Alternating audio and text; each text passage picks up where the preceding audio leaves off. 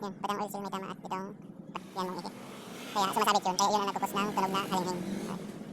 Yan, tatanggalin natin yung bearing at isunod natin yung oil seal. Ayun, gumamit tayo ng dalawang kahoy para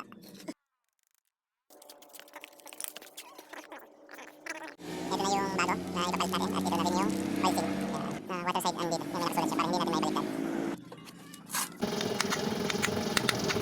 Yan, lagyan muna natin ng gasa para suabe ang pagpasok.